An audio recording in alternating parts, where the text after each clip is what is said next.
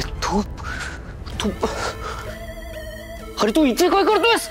तू तुला माहितीये तुला इथे पाहिलं तर किती मोठा प्रॉब्लेम होईल माझ्या घरात.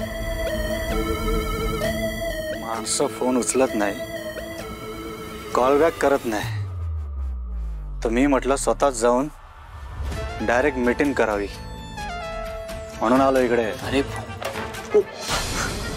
माझा थोडासा प्रॉब्लेम झाला. I am sorry. मी थोडासा बिझी होतो त्यामुळे मला नाही जमलं उचलायला. हे तुझ्या कामाची नाटकं ना आपल्या समोर नाही करायची. आपला फोन आला रे आला की उचलायचा, जे काम दिलंय ते करायचं. पैसे घेतो ना तू.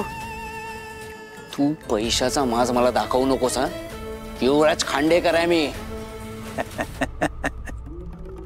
युवराज खांडेकर. खांडेकर आडनाव असलं की पैसे मिळतात का रे? हा नाही ना. तर आपल्या आडनावावर माकवडुड्या मारणे बंद कर आणि कामावर ध्यान दे.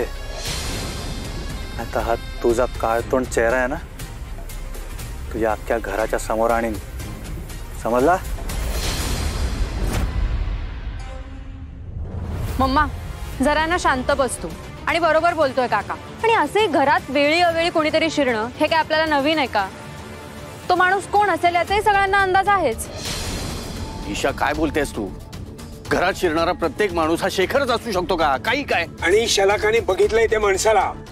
शेखरचा तिने ओळखलं नसतं. एक मिनिट. युवराज कुठे? काय असेल तू त्या रूम मध्ये असेल.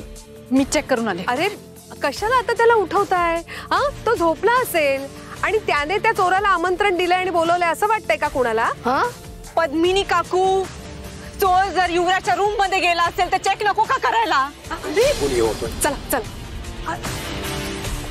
काकू तू मध्ये बोलून काही होणार आहे का? आणि असंही काही लोकांना ना त्यांचा हट्ट पूर्ण केल्यावरच मनाला शांतता मिळते.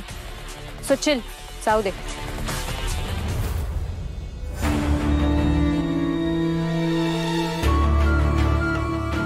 हा माल पोचवायचा आहे.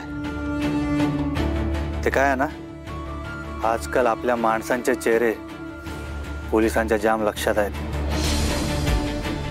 पण कौशिकी खांडेकरच्या भावाचा चेहरा यात गुंतला आहे त्यांना अजून माहित नाही.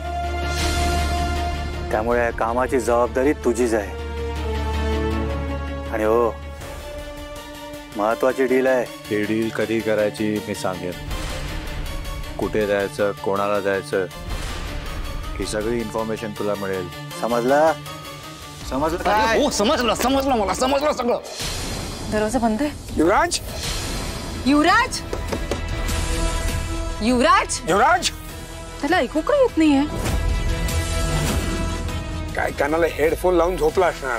युवराज, युवराज दार उघड. युवराज.